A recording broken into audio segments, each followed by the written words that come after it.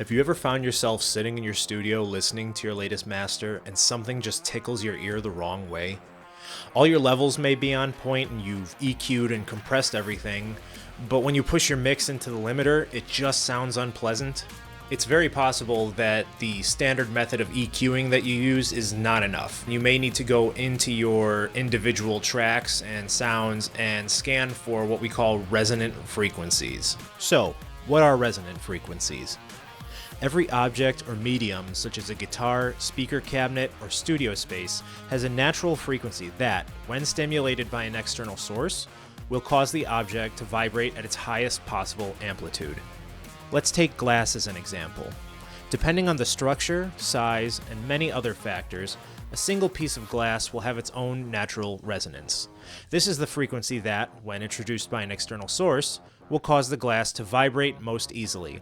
If that external source's sound wave is powerful enough, it will cause the glass to vibrate beyond its capacity to maintain its structure, and it will break.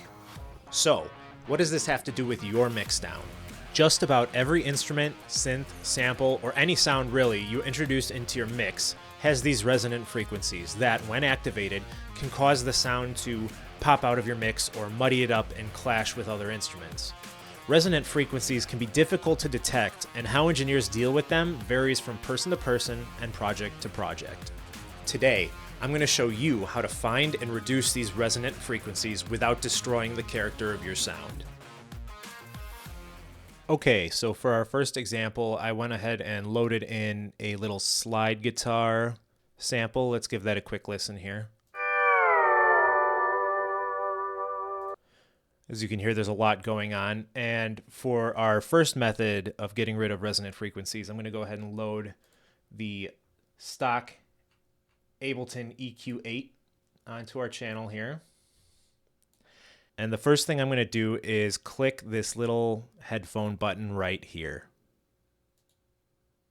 So what this does is it allows us to filter out all the frequencies that aren't currently being affected by whatever node in the EQ we aren't currently using. So when I play this example, you'll see what I mean. Right now you can't really hear anything because nothing is being affected. But as soon as I turn this up, you can start to hear the frequencies that are being affected by this band here. So now that we can pinpoint frequencies using these nodes, I'm going to go ahead and give this one a very narrow Q, and I'm going to raise it about 3 decibels. Yeah, it doesn't have to be exact. You're going to want to raise it anywhere between 3 and 6 decibels because anything above that is going to sound bad no matter what you do. So now I'm going to grab this node and bring it up here, and then I'm going to play our sample and sweep through and listen for any nasty resonances, whether they're really harsh highs or really muddy lows.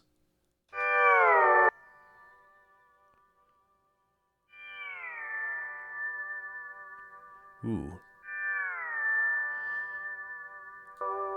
So that whistle right there is pretty nasty and pretty powerful. So getting rid of that is going to benefit us because when we start pushing our track into a limiter, it's only going to turn everything up, including that nasty frequency. So I'm going to go ahead now that we've pinpointed it and bring the Q down 3 or so decibels. Then I'm going to play the sample and A/B it for you so you can hear the difference. So this is without and with.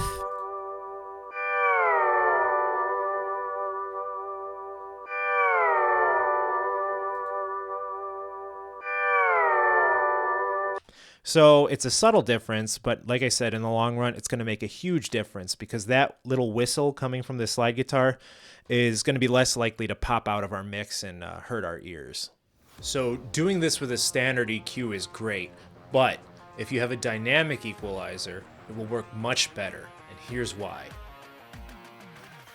So I'm using Fabfilter Pro-Q3 for this example, but any dynamic equalizer will work.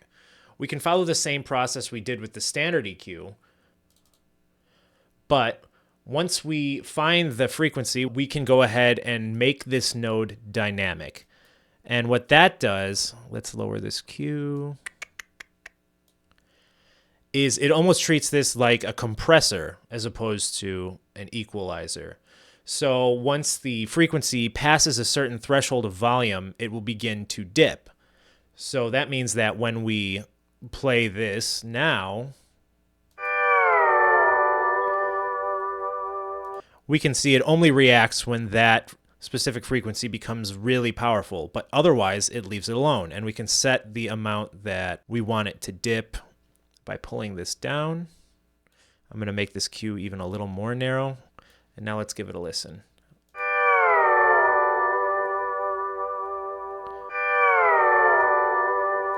Move it over a bit.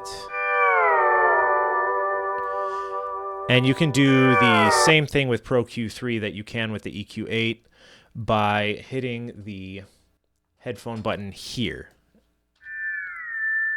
Oof, God. That's nasty. I want to turn that way down.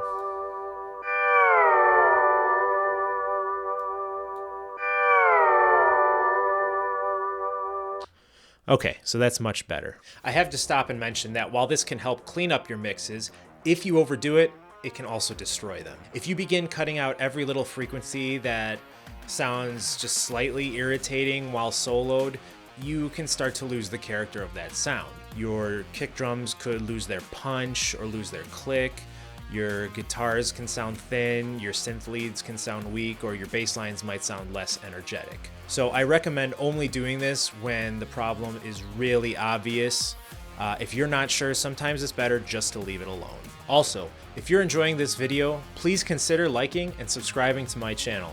It costs you nothing, helps me a great deal, and it'll help me bring more music education content to you and people like you. This brings me to my final method for cleaning up your mix's resonant frequencies. Oeksound Soothe2 is similar to a dynamic EQ plugin, but it's not quite the same. Their algorithm will automatically identify resonances within whatever signal you run through it and reduce them. You have control over how quickly and how intensely the signal is affected by the resonance suppression. This has been a game changer in the world of bedroom mix engineering, and it works incredibly well on individual tracks, buses, or on your master channel. Using one of their many presets as a starting point and the multiple options for fine-tuning makes this process easy and much less time-consuming. Alright, so I have Soothe2 pulled up here, and this is its factory default preset. Let's listen one more time to our raw sample. As harsh on the ears as ever. Let's listen to it with the default preset. It's a bit smoother. I still hear a lot of harshness coming out of that high end. So what I'm going to do is go into the factory presets here and look for electric guitar.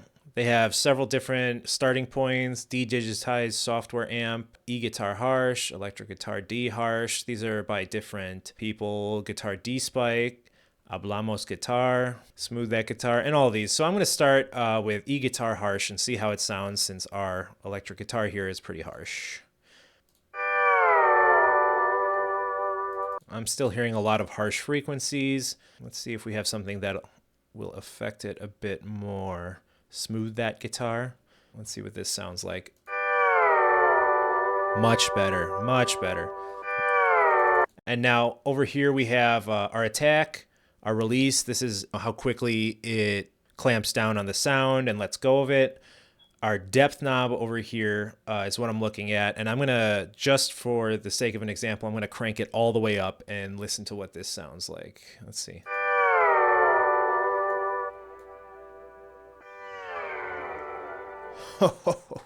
Well, that sounds goofy. You wouldn't want to do that. So let's see what it sounds like around here. That sounds so much better on my ears. The harsh frequencies are all being drastically reduced, and all we're getting is that warm, beautiful sound of the electric guitar. So Soothe2 is truly an incredible plugin, and it's been such a game changer for me personally, but it does have its downsides. It does take up a lot of CPU.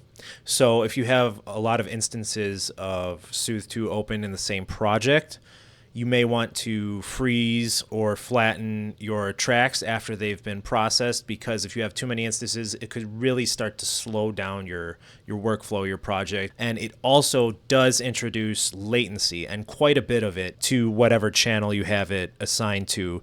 So if you go over here in Ableton, if you hover over the plugin in question and then look in the bottom left corner, there's a little bit of text that tells you exactly how much latency the plugin is introducing. So you can go ahead and compensate for that using Ableton's delay compensation feature. I'm sure other DAWs have the same, just to get your tracks synced back up with the rest of your project. But I do recommend freezing and flattening if you can. It really is the best option for saving your CPU and offsetting the latency. So that covers eliminating resonant frequencies in your mix. If you have any more questions about the process, feel free to drop them in the comments and I'll do my best to answer them. Until then, peace.